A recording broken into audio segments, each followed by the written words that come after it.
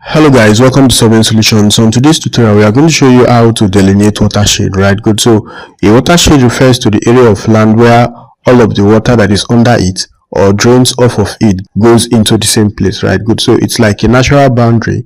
So when rain falls or maybe snow melts, the water follows gravity and flows downhill, right? Good. Eventually joining rivers, streams and the rest of that. So the delineation is actually the process of identifying and mapping the boundaries of the watershed, right? Good. So we are going to use a digital elevation model, which is here, and then we are going to use the hydrology tool, which is under the spatial analyst toolbox. So we come to the spatial analyst tools and then we are going to find hydrology. So the very first thing we need to do is to fill our DEM, right? Good. So we double click on fill and then we have our data there, and then that's fill, and then we click on run. So basically it's usually important that your data is in a projected system, right? Good. So these are filled them. The next thing is that we come back to the hydrology tool and then we go to flow direction. If you click on this help, it gives you a description of what the flow direction is, right? So our input here will be the filled them, and then by default we have an output, and then the type we are using is what? The D8. So if you click on the information here, you are going to see some information about each of those types, right? So we now click on run. Good. So the flow direction has been calculated. We come back to flow accumulation. Good. So the flow direction is an input, which is this, and then by default that's a flow accumulation raster, and then we are still going with the D8. So we run. Good. Now this is an important part of the demonstration where we have the flow accumulation raster. From the flow accumulation raster we can determine the streams. So before ever we do that, we would click on that and then come to symbology. Then under the type we choose classify, and then we make it about two groups, right? So we want to define a threshold. Since our value is starting from 0 to 39,000, we want to say values that are less than or equal to 200 should start down to the 39,000, right? Good. Now this gives us a network of streams that are within our study area, right? So now this 200 seems to be too small, so we have quite a good number of streams. So if we increase it to 1000, we are having fewer streams, and then these streams help us to understand what the flow according to the flow accumulation raster. So we are going to leave it at 1000. Now when we come back to the geoprocessing tool, we would go to the map algebra and then we click on raster calculator. So we want to write a simple expression that would extract values that are greater than or less than 1000 from this flow accumulation raster. So we double click on this, and then under the operators we go to greater than, and then we impute 1000. That 1000 is because of the value we used in our classification. So depending on your data and then how you would want it to be, you can choose a different value. So we can just call this, instead of raster C, we will call it stream. Then we run. Good. So this second raster represents that.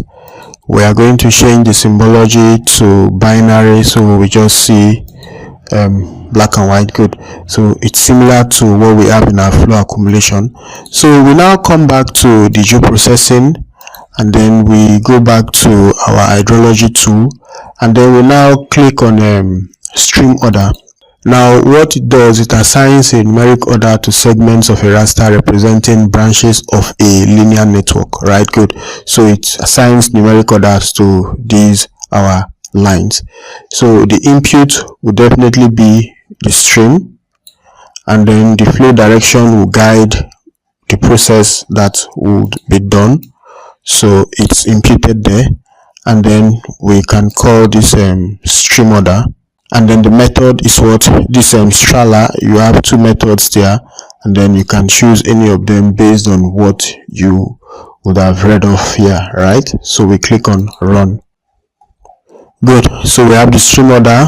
We have 1, 2, 3, and then you can see different colors that are representing them. Then we come back again to the processing toolbox.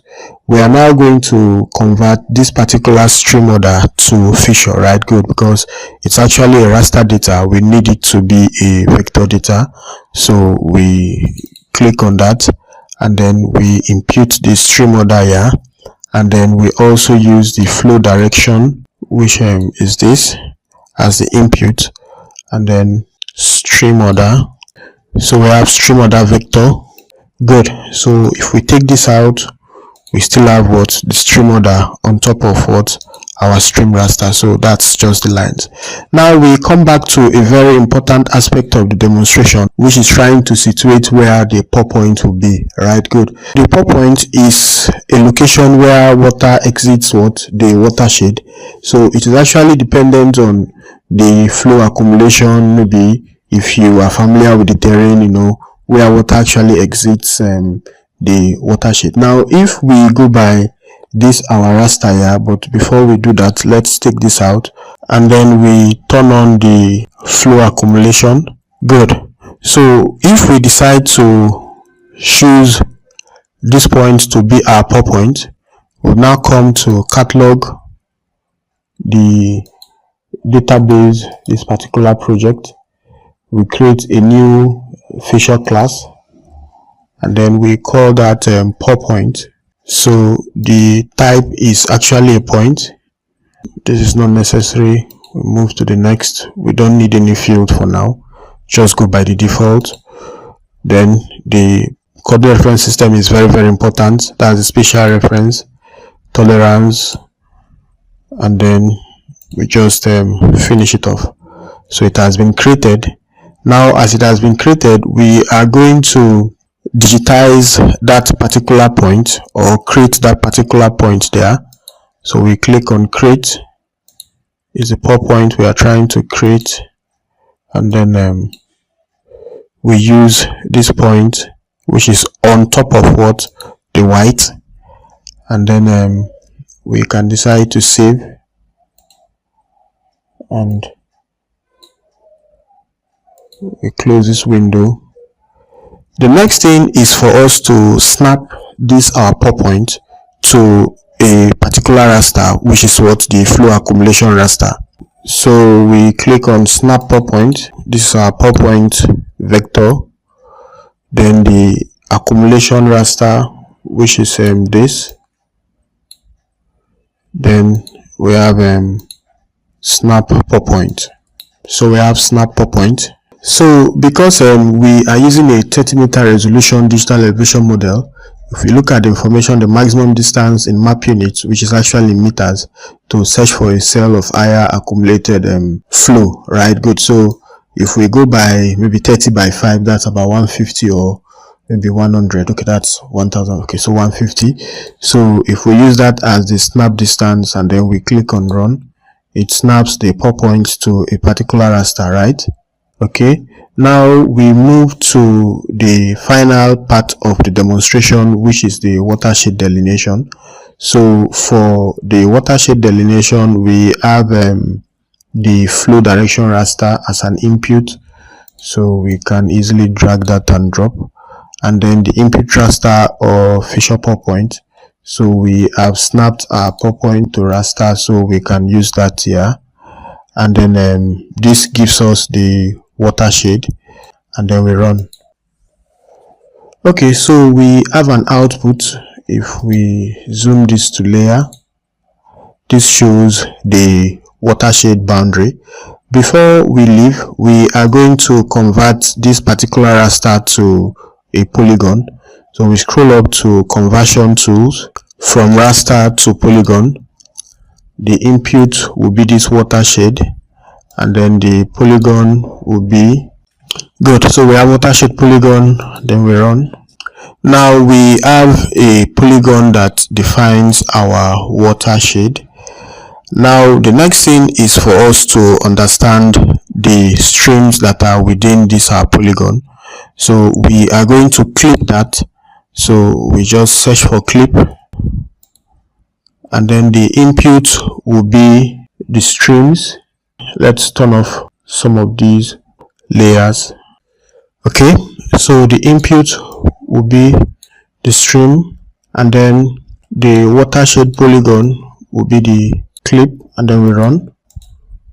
Good. So we now have streams that are only within the extent of our watershed area. Then finally we can also decide to clip by max. Okay, extract by max, and then what we want to extract this time around is the digital elevation model to the extent of what the watershed polygon, and then we run. Good. So finally, if we turn off so many redundant data we don't need for now, then let's make this transparent.